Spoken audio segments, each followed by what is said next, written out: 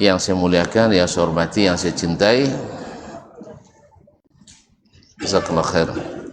Kita bersalawat dan salam pula kepada Nabi besar kita Muhammad sallallahu alaihi wasallam. Beliau adalah guru pertama dan utama kita.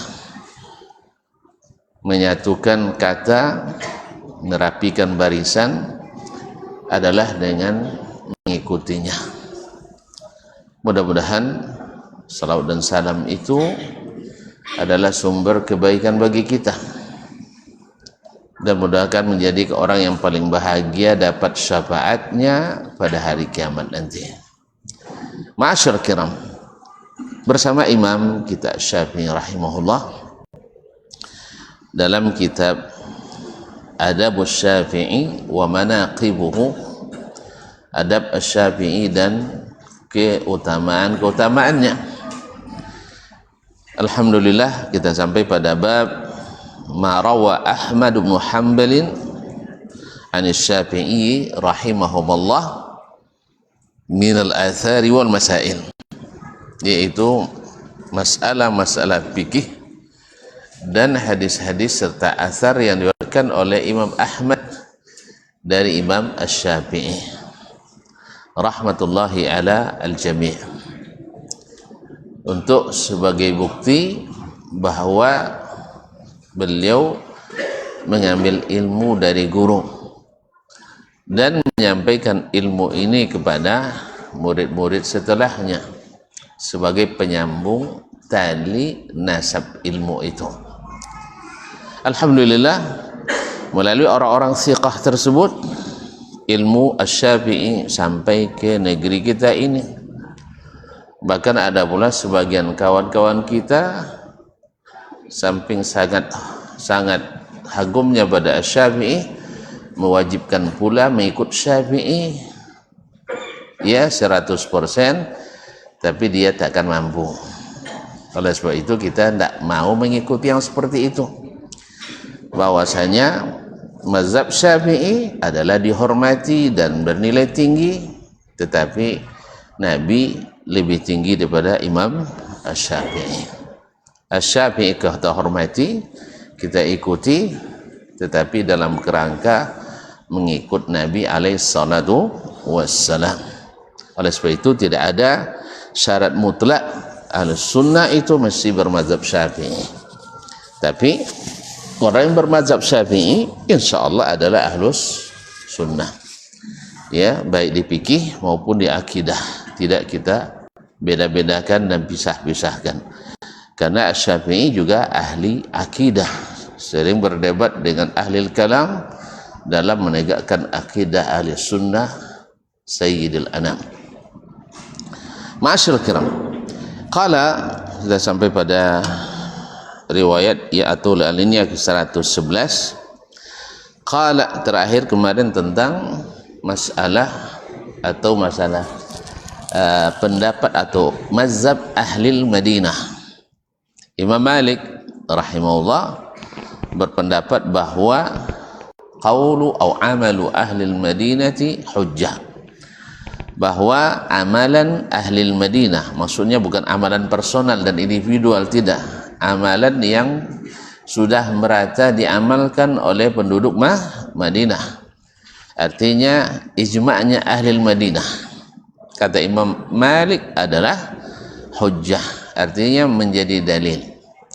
Alasan beliau tentu berdalil kepada hadis-hadis Nabi alaihi salatu wassalam, di antaranya al-Madinatu la yadkhuluha dajjal, Madinah itu takkan dimasuki oleh dajjal, dan orang-orang pendusta itu adalah dajjal kecil, tapi bahayanya besar. Wal Madinatu la yadkhuluha ta'un, Madinah juga tidak dimasuki oleh penyakit ta'un. Ini tidak ada wabah yang menghabisi orang yang ditimpanya seperti yang ada di daerah-daerah lain. Madinah juga dilindungi Allah Subhanahu wa taala. Wal Madinatu ala naqabin minha malakun syahirun saifah. Di setiap pintu masuk Madinah ada malaikat yang menghunus pedangnya. Jadi kalau tuan-tuan nak bawa pedang sakti sinar matahari, ia takkan mampu menghadapi pedang penjaga pintu masuk kota Madinah. Oleh sebab itu, bawalah pedang ke Madinah, tapi untuk jihad fi sabilillah, bukan untuk merusak ahli Madinah. Karena man arada ahlal madinati bisu, orang yang ingin berbuat buruk kepada orang Madinah, azabahullah, Allah akan cairkan dia, larutkan dia, kama yadzubul milhu fil ma', seperti larutnya garam dalam air. Lamo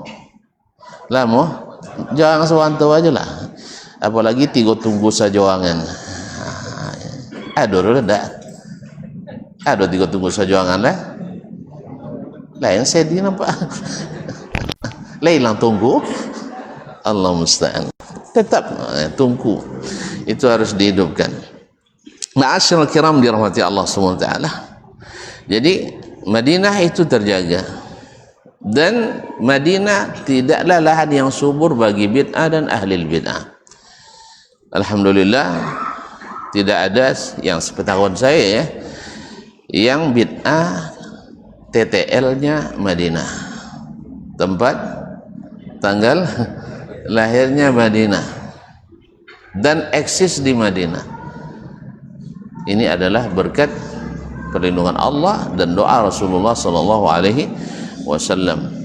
Man ahdatsa fiha hadatsan aw awa muhditsan fa alaihi la'natullahi wal malaikati wan nasi ajma'in.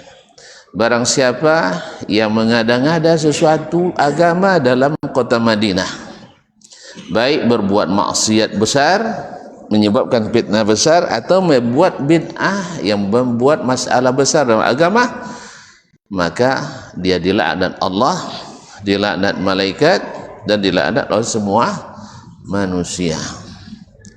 Jadi Madinah tidak subur untuk bid'ah. Kalau kita, negeri kita gagal weh, banyak bid'ah sekarang. Masya Allah. Bisa dicatat tanyong kek mui bapa aliran sesat di Indonesia. Dulu 2004 dan alun pulang leh dibaca dirilis mui pusat, lebih kurang 240 lebih yang sudah daftar ulang. Yang biar formulir tidak balik-balik banyak yang tidak daftar ulang. Macam makali inna masih bebas, yang nelpon Allah Ta'ala ayo 10 hari sebelum awak masih bebas, yang tarawih siang hari masih jawab anak. Kalau lagi wacana haji di ibu kota, nggak cinan? Weh, ada orang Saudi dapat devisa tahu ya? Dia cak-cak di Jakarta tidur lah. Kan ya?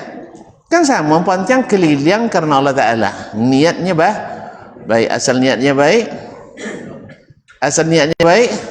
Hasilnya baik. Ayolah, tahu aja lah di mana. Kalau dia payah pergi Arab Saudi dan angin. Musim panas angin, musim dingin gege. Kan itu. Jadi banyak aliran-aliran, alhamdulillah. Akhirnya terpaksa kadang mui dan ormas menganjurkan seperti dokter umum, yaitu membagi-bagi paracetamol. Apa guna? Penenang, tenang. Nah, jadi jangan salah-salahkan.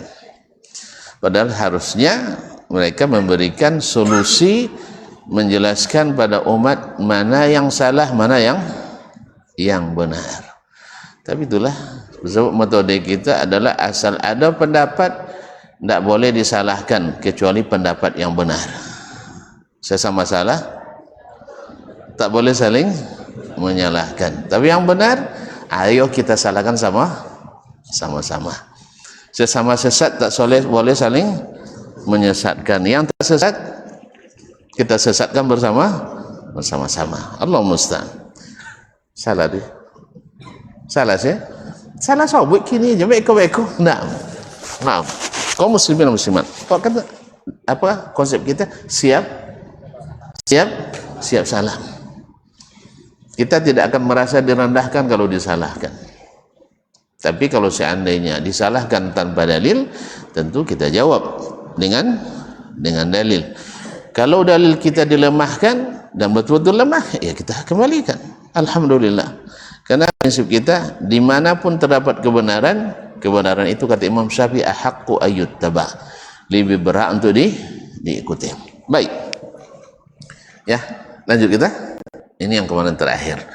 Yang selanjutnya qala rawi akhbarana Abul Hasan, telah menceritakan kepada kami Abul Hasan Ali bin Abdul Aziz ibn Mardak An-Nisaburi, yaitu perawi kitab ini dari Imam Abu Muhammad ibn Abi Hatim rahmatullahi alal jami'. Qala akhbarana Abdurrahman, telah menceritakan kepada kami Abdurrahman, yaitu Abdurrahman ibn Muhammad ibn Idris ibn al-Munzir al-Hanzali al-Razi, dikenal dengan Ibnu Abi Hatim. Qala, dia berkata, akhbarani Abdullah ibn Ahmad ibn Hanbal, telah menceritakan kepada kami Abdullah ibn Ahmad ibn Hanbal, anak Buya Ahmad. Yalah, kalau dikawal kan Buya kan anak Imam Ahmad bin Hanbal. Orang-orang mengatakan, para ulama mengatakan ilmunya tidak kurang dari ilmu ayahnya. Cuman ayah langsung terkenal anak Nayo. Tidak, dia tetap terkenal tapi tidak seperti ayahnya. Sama dengan anak Imam Abu Dawud As-Sijistani, Abdullah ibn Sulaiman ibn Ash'ath As-Sijistani, sahibu kitab Al-Masahif dan juga punya kitab Al-Musnad, tapi ayahnya lebih terkenal, padahal dia lebih alim dari ayahnya. Tak apa-apa dia. Ini kalau ayah terkenal, anak tempe. Kalau anak terkenal, ayah tangkik. Oleh sebab itu, jadi sauloleh. Kalau anak awak lebih hebat dari awak, jadi sauloleh, murid awak lebih hebat dari awak. Jadi sauloleh, kawan sama jawab. Ya, dulu orang takut tempik gelombang. Ini kan. Jadi siapa orang yang kadar disembunyikan dulunya. Allah musta'an. Kaum muslimin dan muslimat dirahmati Allah Subhanahu wa taala. Qala Imam Abdullah berkata, sami'tu abi yaqul, saya mendengar ayahku yaitu Al-Imam Ahmad bin Hanbal berkata, adkhala asy-Syafi'i alaihim, yani ashab Abi Hanifah, idza bada al-mutawaddi'u bi'udwin duna udwin, faqala qala Allah azza wa jalla inna as-safa wal marwata min sya'airillah, faqalu yani ashab Abi Hanifah idza bada bil marwati qabla as-safa yu'idu dzalika asy-syaut. Ini riwayatnya sahih. Baik. Berkata Imam Ahmad, Asy-Syafi'i memasukkan pemahaman ke dalam mazhab Abu Hanifah kepada para pengikut atau murid-murid Imam Abu Hanifah rahimahullah.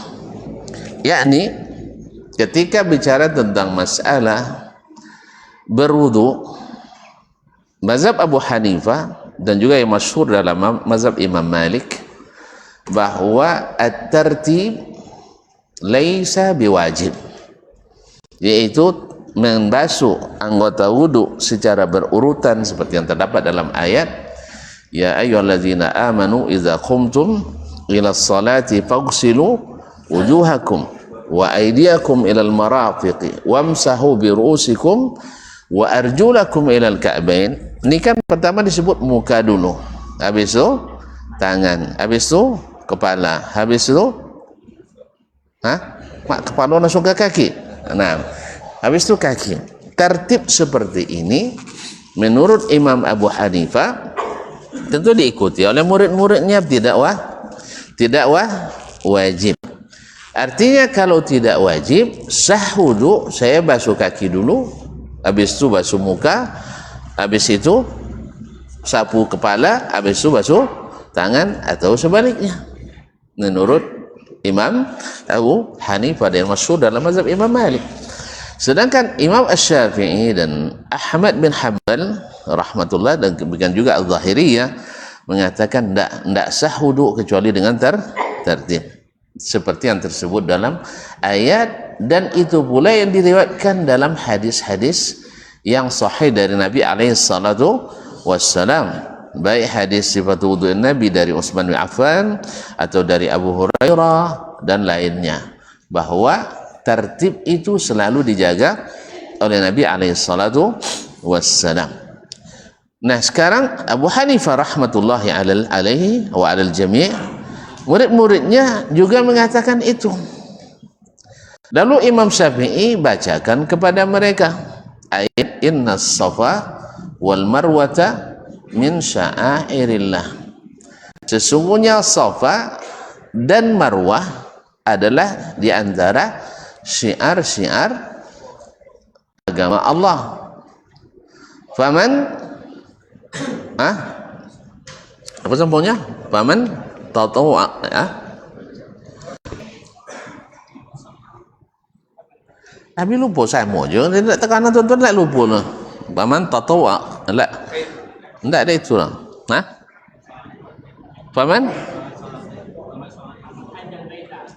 Faman hajjal baita wa tamara fala junaha alaihi ay yatawafa bainahuma. Siapa nyebut je kau?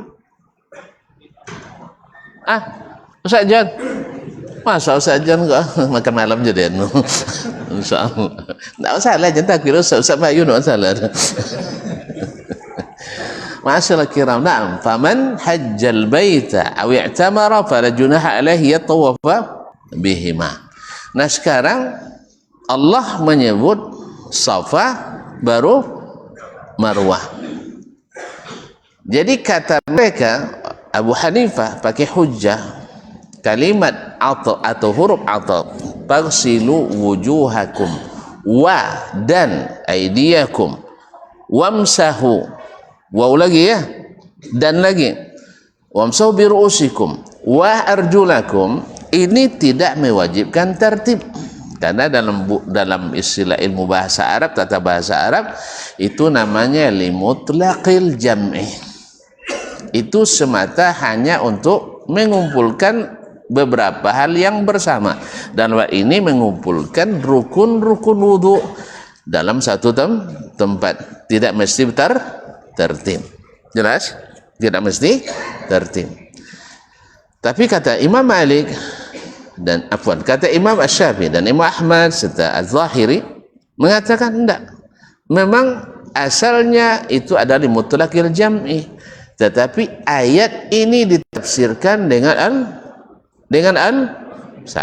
hadis. Ayat ini ditafsirkan dengan hadis Nabi alaihi salatu wassalam, di mana Nabi tak pernah berwudu kecuali menjaga tertib ini. Andainya boleh tidak menjaga tertib, boleh tangan dulu baru muka, atau muka dulu baru kaki dan sebagainya, tentu sekali-sekali dibuat oleh Nabi alaihi salatu wassalam dan para sahabat. Ternyata tidak diriwayatkan. Nah, ketika masalah tawaf, masalah sa'i antara Safa dan Marwah, murid-murid Abu Hanifah rahimahullah, kalau memakai kaedah mereka, tidak mesti sa'i mulai dari Safa, karena limutlaqil jama', sekedar mengumpulkan antara Safa dan Marwah. Dimulai dari Marwah boleh, atau dimulai dari Safa boleh. Kalau sampai beliau pendapat kau gini, kenapa gak sa'i ya? Apa aja? Nyadong kini nak bercita-cita membalik orang contoh zaman Turki Utsmani dahulu. Dia nampak mazhab tu solat di Masjidil Haram. Jadi masa Turki Utsmani dahulu ada mimbar tu mazhab Abu Hanifah paling anjak, sebab mazhab resmi Turki Utsmani adalah Abu Hanifah. Namun sikit mazhab Syafi'i ikut itu. Nah, ini orang Indonesia banyak kalau tunda apa? Efisiensi anggaran, Allah musta'an. Kaum muslimin dan muslimat, iya memang siapa yang berkuasa itu yang paling mewah. Di situlah nampak kesenjangan. Sahih? Itu tidak ada dosa cuma ya. Weh, tidak dosa cuma ya. Bila-bila lawan iman cendawa kah? Tengok mimbar imam kalian ni buoknya ya. Asal itu sebanyak-banyaklah kubah-kubah syekh-syekh di situ. Alhamdulillah, kalau sampai kini contoh itu balik. Nah, solat ompe untu, ompe trip. Bila sudah agak ya? Hah? Untuk mengatur jemaah, lekan bisa agak sebanyak kini. Hah? Di ruang satu, ruang Ka'bah kan ompe doh di India. Soal tentang itu tu mazhab Abu Hanifah. Sureka siko mazhab Malik, suri itu mazhab Syafi'i, suri itu mazhab Ahmad. Lekat patuh tuan-tuan. Lekat patuh. Enggak. Jangan bawa awak. Kan ya? Alhamdulillah. Maka Allah SWT satukan dengan izinnya melalui tangan-tangan ahli sunnah wal jamaah yang menjadikan negaranya dengan undang-undang dasar Al-Quran dan Sunnah. Jadi bukan menghapus mazhab, tidak, tapi jangan menjadikan mazhab untuk merusak persamaan dan kebersamaan kita, persatuan dan kesatuan kita. Itu ayangnya. Kalau dihidup kelak tawab dan sa'ilah menurut mazhab masing-masing. Malelo. Yang orang Afghanistan, orang Pakistan, orang Stan, itu pasti ikut Abu Hanifah. Sah? Anak bagian-bagian Afrika tan, Libya, Tunisia, Maroko, kemudian mereka ada negara-negara sebagian Afrika, no agak-agak jadi ikut Maliki, weh. Atibo na mereka behengkun, so loyo-loyo mereka benzik mazhab itu balago dapat tak itu napu gak jadi. Hah? Dah apa aja? Tak salah saya dia nonton buat leka sopar lihat. Untunglah alhamdulillah Allah satukan hati kita dengan Al-Quran dan Sunnah. Walaupun Abu Hanifah berpendapat seperti itu pada awalnya, tetapi Asy-Syafi'i menghujat pengikut Abu Hanifah dengan ayat inna safa wal marwata min sya'airillah. Nah, kalau demikian, kalau kalian meyakini wajib tertib dalam sa'i, kenapa tidak wajib tertib dalam wudu? Jelas? Jadi itu yang kadang didialogkan, diskusikan oleh Imam Abu Hanifah, oleh Imam Asy-Syafi'i dengan murid-murid Abu Hanifah seperti Abu Thawr, seperti Muhammad bin Hasan Asy-Syaibani dan lain-lainnya. Itu yang maksudnya ada khala Asy-Syafi'iyyu, yakni alaihim. Asy-Syafi'i memasukkan pemahaman ini kepada mereka yang pada awalnya mereka tidak ada yang bisa berani untuk memperbaiki pendapat itu. Lalu Imam Syafi'i melalui dialog, melalui munaqasyah, melalui munadharah, melalui debat yang mencari kebenaran, dia masukkan pemahaman ini karena mereka mengatakan bahwasanya kalau seandainya dimulai dengan tawaf di Marwah, maka mesti diulang putaran itu. Ini dalam mazhab Imam Abu Hanifah rahimahullah ta'ala. Walaupun akhirnya Imam Syafi'i mengatakan kalau kalian mewajibkan tertib di sa'i, maka wajib pula tertib di wudu, karena model dalilnya sama. Yang permasalahannya wallahu alam, karena di dalam mazhab Abu Hanifah rahimahullah, yaitu ziyadah ala nas, yaitu tambahan dari nas Al-Quran, itu tidak hujjah. Pahamnya? Paham? Jadi oleh sebab itu Imam Abu Hanifah rahimahullah mengatakan sekarang misalnya secara bahasa waw atau itu limutlaqil jama', Lalu kita katakan kan ada keterangannya dalam hadis Nabi. Kata beliau, kalau tidak sama persis dengan Al-Quran, maka hadis, khususnya hadis ahad, tidak menambah hukum baru. Tidak menambah hukum baru. Bukan dia menolak, enggak. Tapi tidak bisa dipakai untuk mewajibkan. Karena Al-Quran tidak mewajibkan. Bukan menolak hadis, tidak. Tapi tidak menambah hukum baru, namanya ziyadatu ala nas. Maka Imam Syafi'i rahimahullah menghujat mereka dengan banyak masalah yang hukumnya tidak dijelaskan dalam Al-Quran tetapi dijelaskan dalam hadis-hadis Nabi alaihi salatu wassalam. Sebagaimana Imam Syafi'i rahimahullah menolak orang-orang yang tidak memakai hadis ahad sebagai sumber hukum dan sumber akidah dengan mengumpulkan lebih dari 300 hadis ahad di mana Nabi dan para sahabat mengambil hujjah dengan hadis ahad. Dari kumpulan hadis ahad itu akhirnya terbentuk hadis mutawatir maknawi bahwa hadis ahad adalah hujjah. Hadis ahad itu maksudnya hadis yang perawinya tidak banyak, 1, 2 atau 3 atau 4, tetapi tidak sekuat riwayat hadis mutawatir. Nah, dan Imam Syafi'i subhanallah, disinilah kecerdasan beliau, ya. Orang tak terpikir kan hadis-hadis ahad semua itu, akhirnya dikumpulkannya hadis ahad 300, ya. Tetapi kitab ini tidak sampai pada kita. Kitab ini tidak sampai pada kita. Kalau dia sampai soben loh, ya sampai dan terlewat puluh. Mana tuan tu kok buat susu kita baca, buat susu sabun. Kalau bisa boleh kan itu ada. Jadi seolah-olah pakai piti tuan-tuan tak masalah. Nah, tapi kalau pada siap untuk balik, itu beliau mengumpulkan 300 hadis ahad yang sahih di mana Nabi dan para sahabat mengambil hujjah dengan hadis ahad. Dan dalam kitabnya Risalah, Imam Syafi'i rahimahullah panjang lebar membahas masalah ini, ya, dari berbagai sisi. Yang intinya hadis ahad itu adalah sama kekuatan hujjahnya dengan hadis mutawatir, bahkan sama kekuatan hujjahnya dengan Al-Quranul Karim.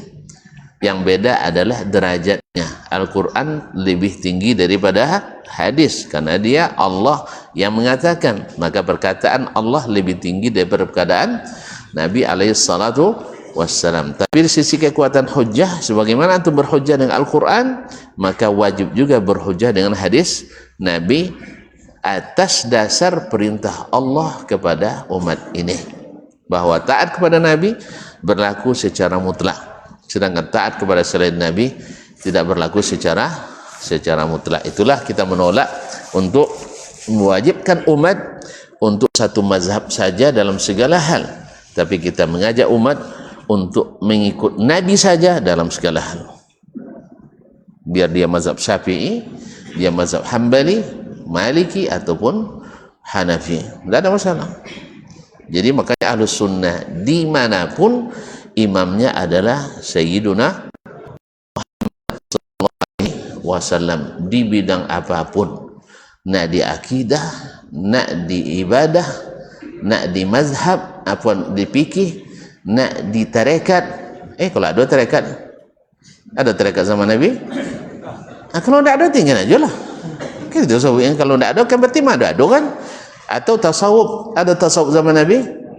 Kalau tidak ada tinggal aja lah. Tidak kan lebih anjak bodoh jalan Nabi alaihi salatu wassalam. Tapi kan ada orang jawab ada dasar zaman Nabi, tidak masalah. Berarti kita bertasawuf ikut Nabi SAW, bertarekat ikut Nabi SAW. Bahkan kalau Syiah ada zaman Nabi, bersyiah seperti Nabi SAW. Ada cerita tu kan, cerita Syekh Ahmad Didatnya. Sekitar Syekh Ahmad Didat nya masuk juga Syiah tu, ya, buat terampah. Syekh Ahmad Didat tu orang tu memaksa juga. Bapa nomor mengundang Syekh Ahmad Didat berdebat. Bapak Didat mengatakan Syiah itu aliran baru, bukan aliran bukan pemahaman yang diajarkan Nabi. Mereka bilang enggak, ini sudah ada sejak zaman Nabi alaihi salatu wassalam. Akhirnya diundang beliau debat ke Iran. Kita heran. Dan Ahmad Didat orang cerdas, nya hafiz Quran, hafiz Injil, hafiz Talmud, hafiz Taurat, hafiz Sodoh, buku-bukunya apal cina Zakir Naik inilah. Nah, nya batunya pula tuan-tuan macam itu kawan-kawan dia kalau belajar ujian diktat doa apal Sodoh deh dari kulit ke kulit, kalau wajib kulit aja apalnya buat pun tak kena apal, duduk sudah isak tu di masjid tu sampai jam 2 do banjak nah. Awak lah 3 kali 4 kali pindah dah sampai lah makan Indomie. Itulah bezo sejak si isak tu 4 jam tu isak jam 8 tu jam 8 selesai sampai jam 2 ya Indo banjak situ dah. Awak lah 4 kali pindah tu lah dari sepacik ni pinggang di kawan ke.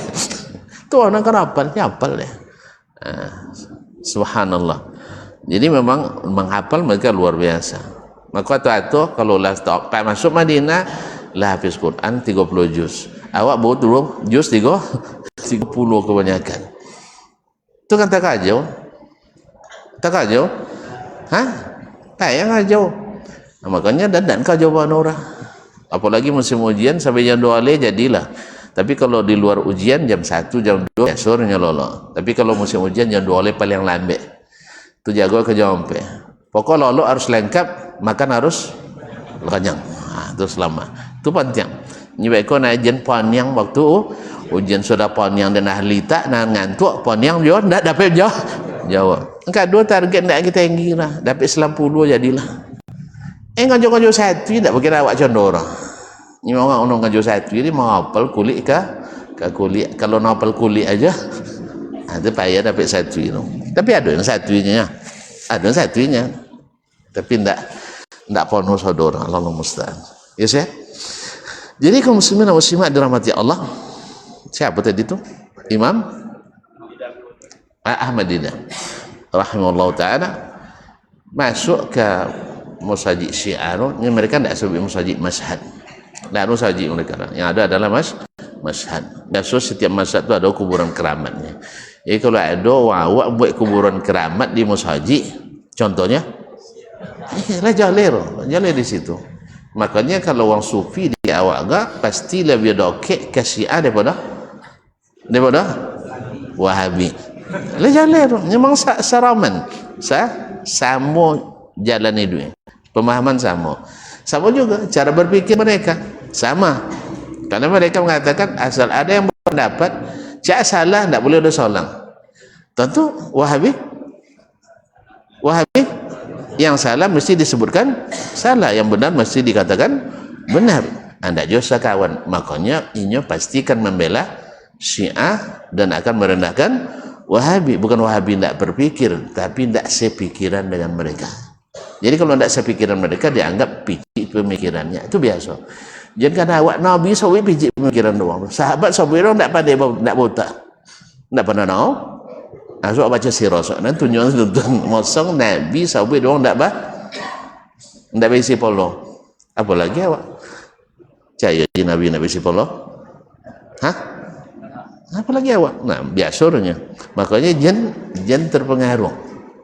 Rumusnya kalau sahabat doang sesuatu di awak ndak nawa di awak jenis kan ya, sahabat lah opo je lah sahabat, tapi awak ndak mampu ndak nawa di awak iso awak sebanyak-banyak piti sahabat musikin pun iso.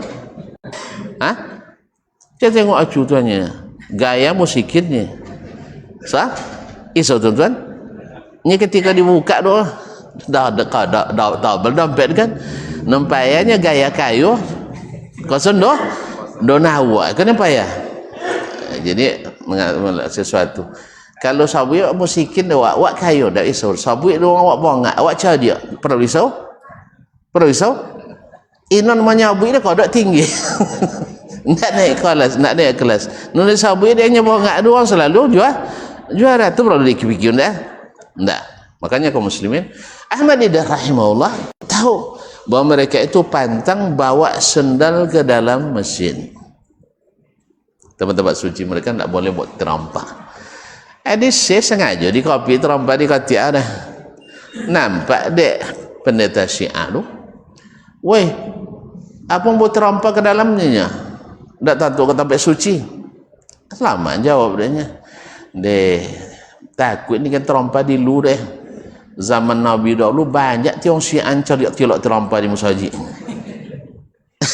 Banyak orang Syiah celok terompak di masjid. Terajut je orang tu menjawab. Wang jangan sembarangan ni. Tak ada Syiah zaman Nabi dahulu. Alah, selesai dia bang. Kan itu tujuan tadi. Syiah ada tak atau di zaman Nabi? Lah jawab mereka. Syiah tidak ada zaman Nabi. Ni kalau elok ya, nak wonyenya. Kalau buah, hilang aja. Tak nak torenya. Nak won macam ni kau kah? Banyak tak? Banyak. Ketika berhasil, inyo pahlawan. Inyo pertama. Naik mimbar. Tapi ketika gagal, ngelucu aja. Dan tak tahu dulu nak tu pada-pada aja runyanya. Ada? Mak. Nawo juga awak. Dan sangko si tanah jo nawo si ko nawo jo. Jangan si ko paling banyak ya. Allah musta'an. Ketika berhasil ya dia tu dak nawo dan dak bisa doang dodoranya. Sah? Tapi ketika gagal atau ada masalah, lapelai panjang deh. Dia ndak tahu nak apa di mana sang nya. Iya. Alhamdulillah. Berarti apa yang kau rasakan? Sering kurasakan. Allah musta'an. Masuk waktu saya? Sampai ini, kita teruskan dulu. Nah, jadi dalam mazhab Abu Hanifah rahimahullah taala berbeda dengan masalah yang mereka katakan di masalah wudu dan masalah tertib. Kalau di tahu sa'i, kalau mereka sa'i dari marwah dahulu, maka mesti diulang. Berarti artinya ndak sah. Berarti wajib tertib. Oleh sebab itu Imam Syafi'i katakan kalau kalian wajibkan di sana tertib, di sini juga wajib tertib. Maksudnya, alhamdulillah. Habis ini. Baik, kita azan dulu.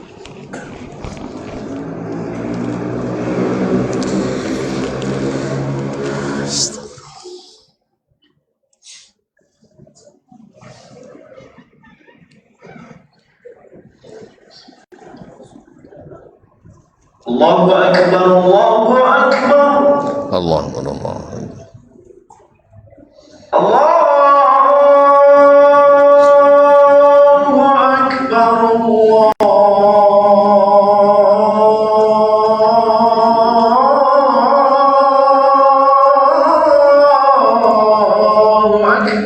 Allahu Akbar.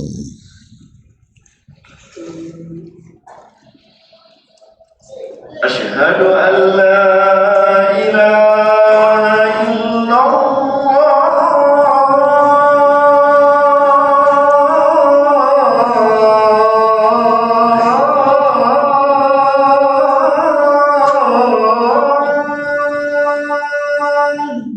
Asyhadu an la Asyhadu an la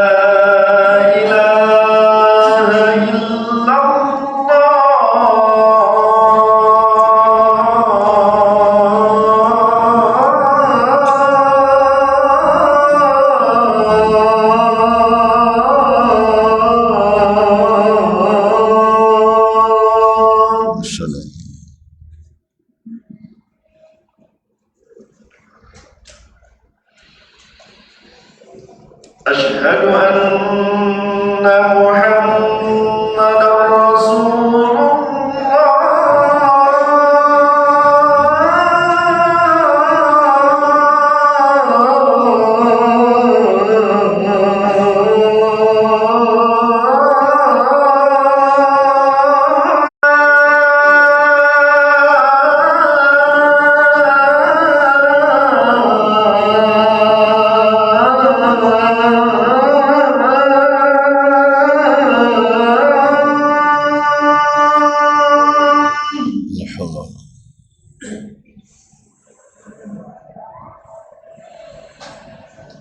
Hayya 'alas salah.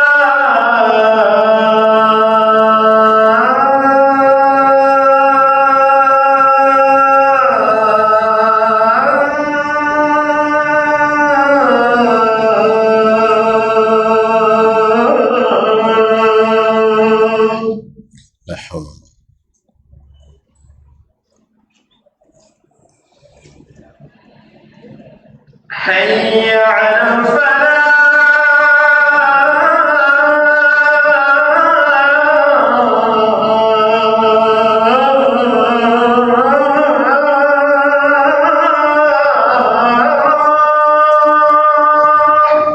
لا حول.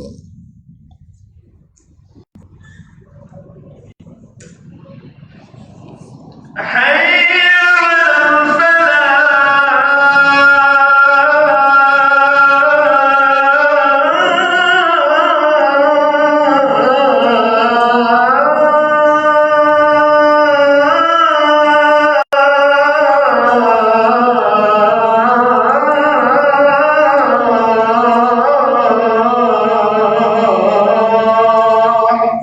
لا حول ولا قوة. الله أكبر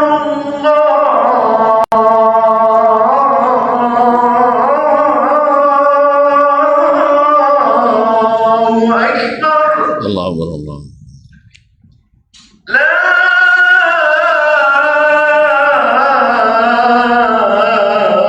إله إلا الله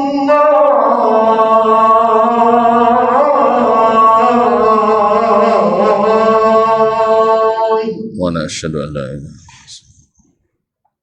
الصلاة القائمة.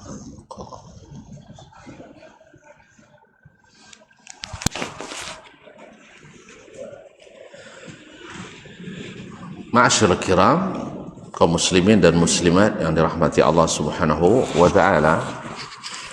Kemudian Syekh melanjutkan, akhbarana Abul Hasan, telah menceritakan kepada kami Abul Hasan Ali bin Abdul Aziz bin Mardak An-Nisaburi.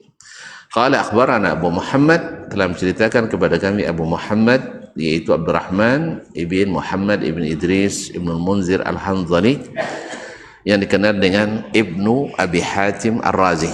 Qala akhbarani Abdullah bin Ahmad, telah menceritakan kepada kami Abdullah ibn Ahmad fima kataba ilayya, dalam jawaban yang dituliskannya kepadaku. Qala sami'tu abi, dia berkata, saya mendengar bapakku, yaqulu, berkata, ra'aitu Syafi'iyya, saya melihat Asy-Syafi'i, yani Imam Asy-Syafi'i rahimahumullah, yahtajju fi qira'i buyuti Makkah birukhsah, yaitu berhujjah tentang bolehnya menyewakan atau menyewakan rumah-rumah di Makkah dengan rukhsah. Artinya pada asalnya tak boleh, tapi karena hajat dan darurat maka dibolehkan. Apa hajat dan darurat? Di saat orang ramai datang ke Mekah, mereka butuh tempat menginap, dan tentu saja kalau tidak ada orang yang mau menyewakan, di mana mereka menginap? Oleh sebab itu, karena hajat maka diberikan rukhsah. Taib, wa kana mazhabu annahu yurakhasu fi dzalika yusahhil. Dan mazhabnya Asy-Syafi'i rahimahullah dalam bab ini adalah memberikan rukhsah dan memudahkan. Artinya selama itu memberikan kemudahan kepada para pendatang untuk bisa tinggal di tempat dan rumah yang layak, maka boleh disewakan. Sebab apa? Kenapa terjadi khilaf tentang masalah rumah-rumah di Makkah? Tidak boleh disewakan dan tidak boleh diperjualbelikan, karena Allah mengatakan atau menyebutkan bahwa Makkah itu adalah haram, tanah haram. Kemudian ditegaskannya sawa'un al-akif fihi wal bad, yang tinggal di situ dengan orang-orang Ibang Badui yang datang ke situ. Ya, al-akif adalah yang bertempat tinggal di situ. Sedangkan al-bad, orang-orang Badui yang berpindah-pindah. Orang yang berpindah-pindah berarti bukan tinggal di Mekah. Artinya ketika mereka datang haji atau umrah, menginap di Mekah. Jadi Allah samakan sawaunil akifu fihi wal bad. Tanah haram itu disamakan orang yang penduduk asli dengan orang yang datang berkunjung ke situ. Oleh sebab itu maka diharamkan oleh sebagian untuk menyewakan rumah-rumah di Mekah. Tu apa cara awak jemaah haji gratis dia? Weh, gratis. Kio-kio kalau tuan-tuan kini punya hotel sampai boleh lantai. Listrik sebulan 3 miliar. Ayu sebulan 5 miliar. Pas musim haji lebih pada itu. Tu amu tuan-tuan gratis ya. Amu. Berarti mengikut mazhab Syafi'i ini rukhsah. Sebab kalau tidak diizinkan untuk disewakan, tak akan ada orang yang akan membangun, mengeluarkan modal. Sahih?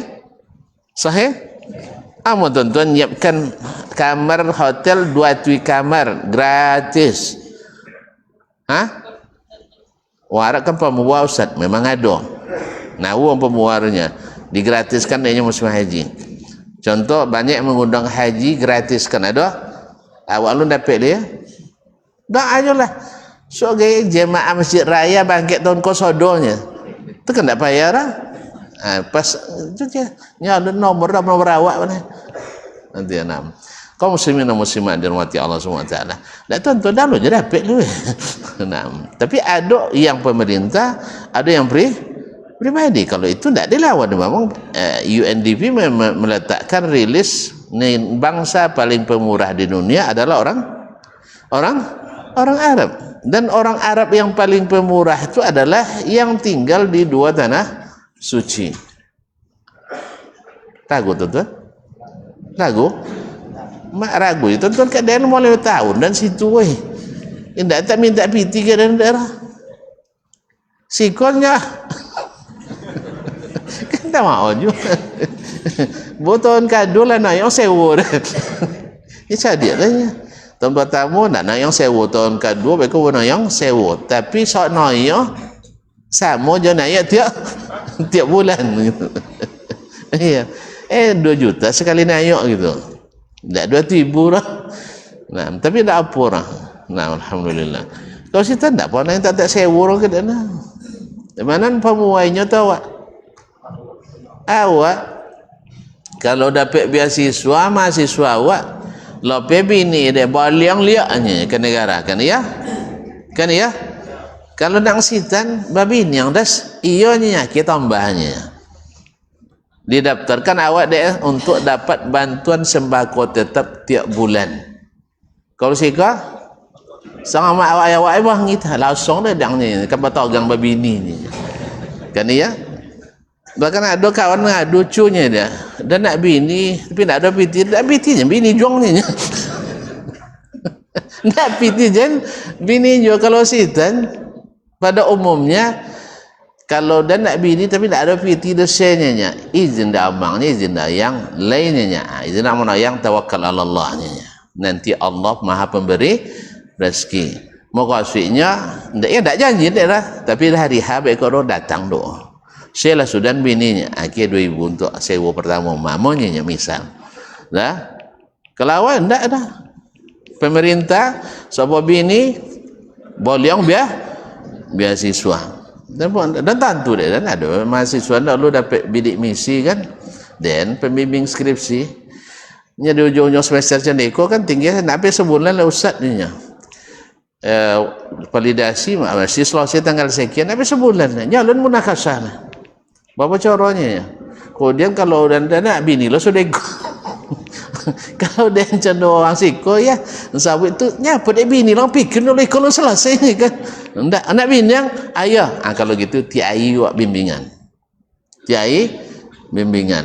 berapa cara alhamdulillah dan permudah baik copek munakasah lah selesai munakasah ya alun selesai perbaikan nanti kan gorden ajen mau yang piti boleh tapi alhamdulillahnya mahasiswa bukti berprestasi bau sidang skripsi langsung nikah berarti orang hebat kan ya ikon ndak la S2 ni tu tolak bini dia lah kan ya la S2 ni tolak bini lah. Orang hebat tu orang penakut, orang hebat tu penakut.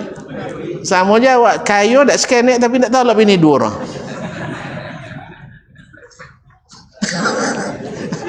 Dia kan tak penakut, pasti dia penakut.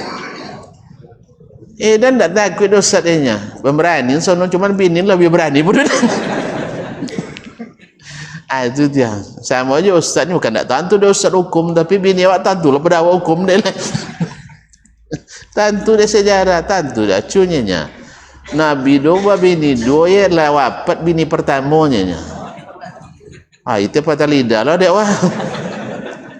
Nah, waktu belajar tak dapat macam itu jawapan dah lulus ya. Lah bini pun tentu.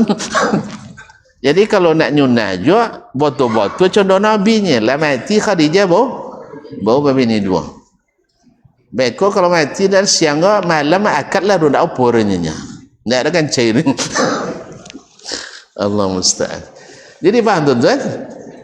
Jadi bukan tidak ada umurah, tapi tidak mungkinlah orang bikin gedung-gedung menjulang, ya kan, pencakar langit nomor, ya kan, para natihatus sahab yang penandu awan sudah itu gratis sudah tak mungkin. Mungkin sebagian gratis ada, sebagian diskon mungkin ada, tapi sebagian besar mereka harus disewakan. Seperti yang punya Abrajus Safwa yang samping Zamzam Tower itu, Masya Allah, mungkin beliau tidak suka disebutkan ini, tapi tidak apa, tentu kan tidak kenal juga, tidak jawabin. Ya, itu luar biasa pemurahnya, luar biasa. TI ratusan orang menemu sedekahnya. TI, ya, tanya ke mahasiswa, tapi dia tidak nak pun ada dapat nombor. Dia tidak pandai antri itu masalah, tidak pandai antri. Allah musta'an. Ya, kalau sekenek wanu tu lama tau agak malin deh. Tapi kalau lebih banyak cak lah lama tau agak. Gaya.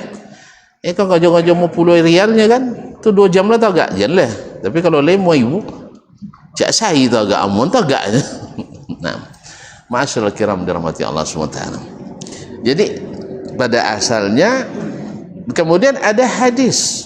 Siwatkan Ibnu Abi Syaibah, bahwa siapa yang menyewakan atau menjual rumah di Mekah, dia memasukkan dalam perutnya adalah api neraka. Kan takut orang kan? Cuman hadisnya mursal, tidak sahih. Kalau hadis tidak sahih, itu tidak bisa dikira dasar. Ditambah lagi dengan sejak dulu diamalkan di Mekah dalam pemerintahan Islam bahwa menyewakan rumah di Mekah itu sudah ada, bahkan masyhurnya sejak zaman Umar bin Khattab radhiyallahu taala anhu, dan beliau tidak mengingkari. Nah, baik menghalalkan secara asal, dan ini mazhab jumhur, dan atau mengharamkan sebagian dan menghalalkan sebagian. Apa maksudnya? Ma'asyiral kiram dirahmati Allah. Kalau sebagian ulama membolehkan menjual dan membeli. Sebab apa? Sebab kalau warisan dibolehkan, warisan bolehnya mati ayadayan di Mekah, ini punya tanah di Mekah, boleh ada warisi? Boleh ada warisi? Berarti kan boleh dimiliki. Warisan artinya kepemilikan. Kalau jual beli, baju balik artinya adalah tidak kepemilikan nomor. Mosong kepemilikan si fulan pindah ke si fulan dengan apa? Dengan kesepakatan harga. Ada pengganti. Sah? Berarti sama tak? Sama tak? Boleh dimiliki apapun cara selama boleh dimiliki, berarti boleh untuk diperjualbelikan. Adapun hadis-hadis tentang, kalau sahih hadisnya tentang peringatan itu, kata para ulama itu adalah makruh tanzih, untuk membersihkan diri, bukan makruh tahrim yang kalau dilakukan berdosa. Makanya kaum muslimin dan muslimat dirahmati Allah SWT, sebagian ulama seperti Syekhul Islam menguatkan pendapat boleh menjual tetapi tidak boleh menyewakan. Boleh menjual tapi tak boleh menyewakan. Artinya kalau tuan-tuan punya rumah tipe 36.000, tipe 300 misalnya, kamarnya 10, anggota rumah kita 8, satu kamar untuk tamu, satu berlebih, maka yang satu ini tak boleh disewakan. Artinya memiliki ainnya, barangnya boleh, tapi memiliki manfaatnya tidak dibolehkan. Ini yang dikuatkan oleh Syekhul Islam Ibnu Taimiyah rahimahullah minal ulama al-mazahib. Sedangkan sebagian mengatakan tidak, selama boleh dimiliki ainnya maka boleh dimiliki manfaatnya. Sebagian mengatakan boleh dimiliki manfaat, dan inilah mazhab Imam Asy-Syafi'i rahmatullahi alaih, dan juga Imam Ahmad semazhab dengan gurunya ini, bahwasanya selama boleh dimiliki zatnya, ainnya, barangnya, maka boleh dimiliki manfaatnya. Maksudnya apa? Rumah boleh dibeli. Apa manfaat rumah?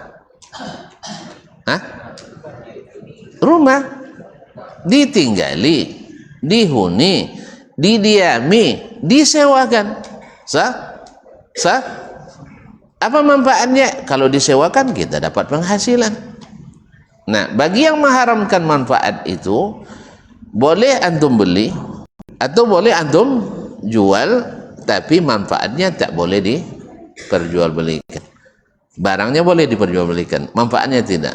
Apa manfaatnya? Orang menyewa. Bermanfaat tak? Bagi siapa? Kedua belah pihak. Kedua belah pihak. Jangan bilang penyewa aja dapat manfaat. Yang menyewa pun dapat. Yang menyewakan dapat manfaat, dapat uang. Yang menyewa juga dapat manfaat, bisa tinggal layaknya di rumah sendiri. Kan ya? Kalau tuan-tuan nyewa kamar homestay di rumah tuan-tuan, tuan-tuan mau gang kunci? Weh, iya. Bang kunci nu dalam je lu kanu gitu. Itu ndak nato nyewa doh weh kerja itu. Maknanya kunci kia pegang. Opo yo lah nak kalu bilo, nak masuk bilo, kan ya? Nak ngopo dalam, kan ya? Boleh. Asal halal dan legal, kan ya? Misal halal, kalau buan tino harus bos suwe keterangan, tak suwe nikah jurah. Suwe keterangan kok nak awak ke kan? Atau mahram misalnya. Harus ada itu. Jelas? Nah, jadi manfaatnya kalau bagi yang tidak, bagi yang membolehkan mazhab pertama boleh dimiliki ainnya, barangnya, tapi tak boleh diperjualbelikan. Manfaatnya mengatakan boleh antum beli, boleh antum warisi, bahkan boleh dihadiahkan, boleh dihibahkan, tapi manfaatnya tak boleh diperjualbelikan, makanya tak boleh disewakan. Tapi kalau antum nak beruntung, beli sekarang 2 juta rial, tahun depan jual 3 juta, boleh. Tapi ketika antum pakai lalu berlebih ruangannya, dan antum sewakan, itu tidak boleh. Ini yang dikuatkan oleh Syekhul Islam Ibnu Taimiyah rahimahullah ta'ala. Tapi Imam Syafi'i memandang rukhsah, dan juga Imam Ahmad, dan boleh dikatakan hari ini rata-rata ulama seperti Syekh Al-Utsaimin, Syekh bin Baz, dan para ulama lainnya yang hidup di zaman ini, mereka menguatkan boleh untuk dimiliki zatnya, ainnya, barangnya, dan boleh pula untuk diambil manfaatnya dengan menyewakannya. Wallahu ta'ala a'lam. Kecuali di al-masyair al-muqaddasah, kecuali di tempat-tempat pelaksanaan jemaah haji atau manasik haji seperti di Mina, di Muzdalifah, dan di Arafah. Itu tidak boleh dimiliki. Itu adalah untuk semua kaum muslimin. Tidak ada hak milik. Tidak ada hak milik. Kalaupun pemerintah membangun, itu kembalinya kepada umat dan kemaslahatan jemaah haji. Ini pemerintah kan bangun itu, kan ada hotel-hotel kini. Tu pemerintah joleh bangun, tu nak bapiti bangun, le bapiti, tu tak pakai bayu awak. Yang kedua, kalau sampai ndak bayu, nuntut sodok. Nyawa itu dia. Kalau lem bayu orang tonton aja, tapi kalau gratis, inyo dapat dia ndak mulia kan ya? Itu dia maka di bayu. Nak jen baik kau nuntut tuan-tuan dengkinang. Abi dong Arab itu saudara nak boleh mulianya kan ya? Kalau nak mulia, bayu. Mulianya potong ya. Aziz Haji itu banyak orang Indonesia yang ikut di situ. Tapi memang orang bapiti zodo. Orang bapiti. Ini jalan haji dalam negeri tapi bayu mahir juga. Mulai ribu mulai berapa tiba awak harus sekitar 60 juta lebih ya. Awak haji berapa? 55 nya kan? Hanya dalam negeri tu awak tang sikol ya. Mahalnya bayu le, patutnya dapat macam itunya. Ndak mahir bodoh tuan-tuan. Dan puanan tersalah masuk. Nampak bayu lah sudah haji ya, masuk di tempat orang Timur Tengah ya. Tak salah kemah orang Qatar atau orang mana, orang Qatar kayaknya. Tanya, pasan di situ sakamar siang-siang. Cuma tentu deh tuan bayunya selama sampai air situ tu berata 35.000 rial. Ini contoh hotel bintang 5. Dah hotel bintang 7 sakit palu ini bintang 5. Jadi kamar apa sampai bayu di dalam kamar dulu juga. Pahamnya enggak? Kalau awak nak biasa masuk, antri di mana? Di WC umum. Itu dia 25 ada penawak tu. 2 lapi lah tu. Pada puana kami musim haji tak tahan lagi kan. Nanti bang baca ke gunung. Dia di gunung tu sodor lah jadi WC. Tak ada tampik lah balik lah ke bawah dia. Pas balik ke bawah nampak lonjol nasi. Tekan orang lali tak pawik makan lah dulu.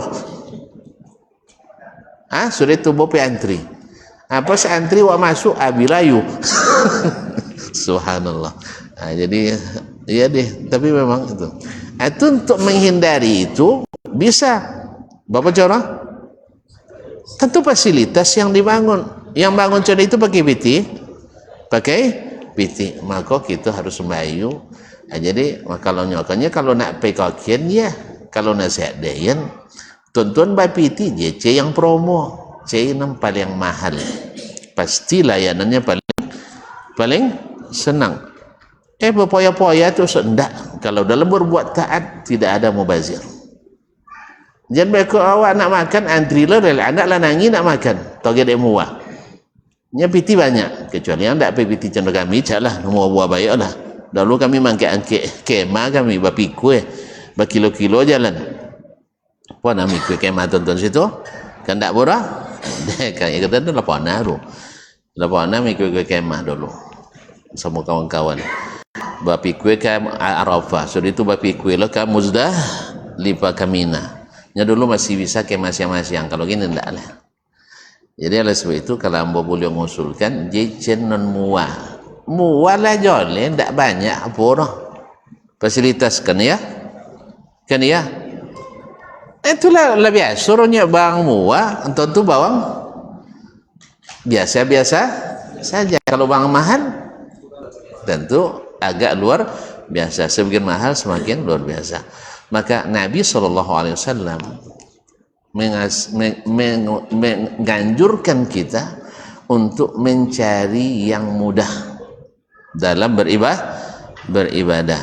Ada seorang ibu bernazar pergi haji jalan kaki. Kata Nabi SAW, tunaikan nazarmu tapi jangan jalan kaki. Naik kendaraan. Makanya naik kereta abang bid'ah atau sunnah tu ya? Bid'ah atau sunnah? Abang sabut bid'ah hasanah bang? Abang lah tak sama mazhab buat dia bang. Nabi sabut dia kullu bid'atin dalalah, abang sabut je sebagai bid'ah hasanah. Dia tidak bid'ah, dia adalah sunnah. Sebab apa? Nabi SAW ma khuyyira baina amrayni illa ikhtara aisarahuma. Tak pernah disuruh Nabi memilih antara dua perkara kecuali dipilihnya yang paling mudah. Contoh tadi, Umar bernazar iktikaf di Baitul Maqdis. Kata Nabi SAW, bayar nazarmu tapi jangan ke Baitul Maqdis. Baitul Maqdis sebulan pergi sebulan balik, kan jauh. Pailah itikaf di Masjidil Haram. Masjidil Haram seminggu 8 hari, paling lama 2 hari sampai sah. Yang kedua balik kampung sekalian nyenyah kan ya. Kan Umar wa Makkah asli ya, kalau lihat bisa posan goput di bisa kan sana situ kan. Jadi mana yang mudah dan tidak dosa itu lebih diutamakan. Naik pesawat berdosa? Enggak, berarti sunnah Nabi SAW. HP bid'ahnya bang tu. Jadi enggak sunnah. Apa sebab? Kalau duit Nabi kini tu dan tanya kayaknya Pak ya Rasulullah SAW kini dia nak menghubungi Pak Bupati.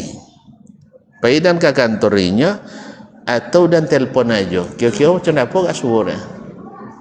Mana senang? Mana senang? Ikut cerita dan di Madinah, ndak di Ginang senang lah pergi ke kantor bupati dulu. Dan tahu di Madinah, dan baca selawat kalau Nabi. Aduh selawat pun Nabi kalau cerita-cerita itu kan. Jadi kaum muslimin dan muslimat dirahmati Allah, ya Rasulullah, dan nak menghubungi Pak Bupati Kampar. Pulang dan dak lalu naik pitabang, sudah itu naik motor, sudah itu apalah bertemu dengan beliau, tunggu jadwal dulu. Nya kan awak-awak okey dah kan ya, berjadwal dulu, tanya ke apa ajudan bila bisa, atau dan telpon je di Madinah. Kira-kira mana suruh Nabi kah? Woi, mana senang? Telpon lebih senang. Makanya handphone ini adalah sunnah, bukan bid'ah. Jelas? Tapi kalau tuan-tuan menambah salat sunat zuhur 8 rakaat sudah itu boleh ada Nabi kah? Ada dalil. Tuan-tuan sahabat tak boleh ada dalil. Dia menyebut tadi ada dalil. Disuruh milih antara dua perkara, pilih yang paling mudah. Ketentuan nyabik tambah dia salat sunat zuhur dari 4 rakaat sudah zuhur jadi 8 rakaat. Tuan-tuan kabin tak boleh. Ada dalil? Lain pula tak. Kan kisah 3 orang tadi datang kepada para istri Nabi menanyakan ibadah Nabi SAW. Sabuin itu maka yang seorang sabuin dan nak solat malam tanpa tidur. Nabi ada lolah berarti nak lobio pada Nabi. Yang seorang dan tak akan babi ini selama dah. Nabi babi ini sudah itu dan puasa tiap hari puasa sunat. Nabi puasa tiap hari puasa sunat? Enggak. Ada kalanya beliau puasa tiap hari, ada kalanya beliau lama pula tidak puasa. Oleh sebab itu ditogang dek Nabi atau mantapnya gitu ya? Ditogang dek? Ditogang. Oleh sebab itu menambah dalam agama itu dilarang.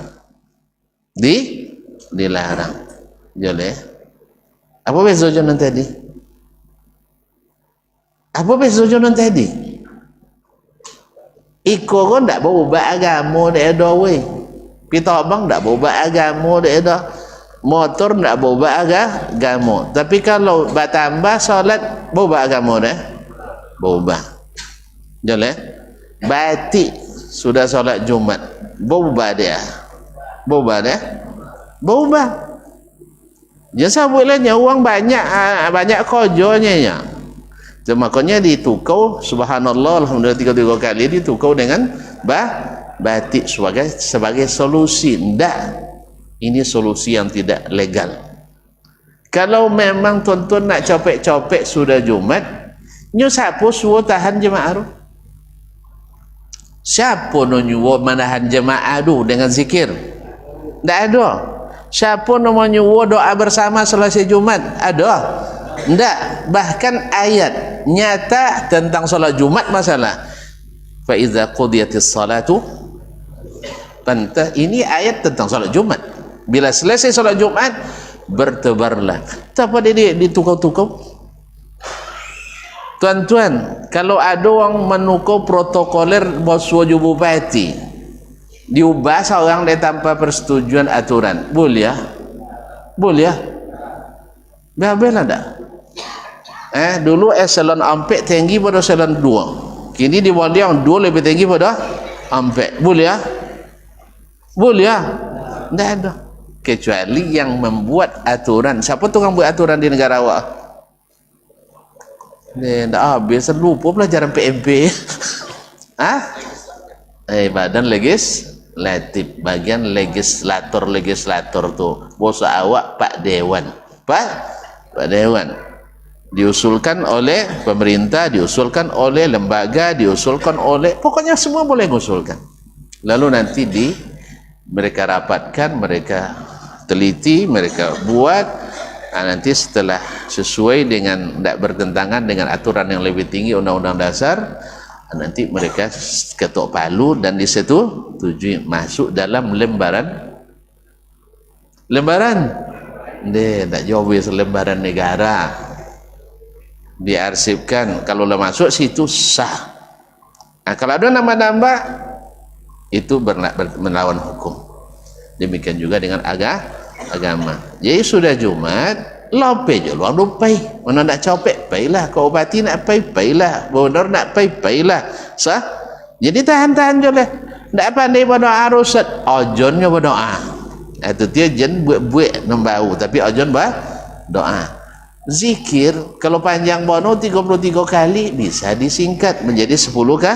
10 kali. Panjang joleh 5 boleh. Panjang joleh sampai joko jauh boleh. Kan dia? Kan boleh zikir sampai joko jauhnya? Fazkurullaha qiyaman wa qu'udan wa ala junubikum. Tapi mau ubah enggak. Karena tidak ada hak untuk merubah kecuali Allah dan Rasul sallallahu alaihi wasallam. Ulama tidak punya otoritas. Maka carilah solusi yang solutif. Jangan cari solusi yang bukan solutif. Allah musta'an. Ini kadang-kadang agak asal bapa lama di uang aja nya. Itu mantapnya. Pokoknya mantap komentar. Ada solusi, tidak monoton je lah. Harus ikut enggak. Kita solusinya sangat solutif. Tidak tolak duduk melama, zikir sambil berjalan. Kan ya? Kalau nak mau sama juga, baca pendek. Ada zikir yang pendek. Jangan diubah. Ubah yang diajarkan oleh Rasulullah sallallahu alaihi wasallam. Karena Nabi melarang merubah, melarang menambah. Paham? Bilanglah paham. Kau tak paham ke panjang bono? Enggak. Kita cukupkan semua. Hai libur menyesal. Liburnya sok minggu depan libur lo gak ada datang gak ada. Tapi tidak pasti libur. Ada kemungkinan mau libur. Jadi kak lembur sekian kini. Itu tidak rela tambah lihat. Mohon maaf dan terima kasih. Ya mungkin Kamis ada kemungkinan menyeberang. Ya mungkin balik Sabtu atau Ahad. Tapi jangan catat dulu kalau pastinya. Dah dapat tiket ni? Dah ada mana dah? Jalan. Nah, sedang berbisik-bisik. Baiklah kaum muslimin dan muslimat, mohon maaf dan terima kasih. Intinya sesuai dengan bab tentang masalah fikih dan riwayat yang diriwayatkan oleh Imam Ahmad dari Imam Asy-Syafi'i. Kenapa Imam Abi Hatim menjelaskan ini? Supaya ada bukti kedekatan antara kedua manusia hebat ini, yaitu Imam Asy-Syafi'i dan Imam Ahmad ibn Hanbal rahmatullahi alal jami'. Walaupun mereka berbeda ijtihad dan pendapat, Tapi alhamdulillah mereka selalu dekat dan bersahabat. Karena apa? Karena ilmu yang mereka tuntut ilmu kubur, bukan ilmu roti.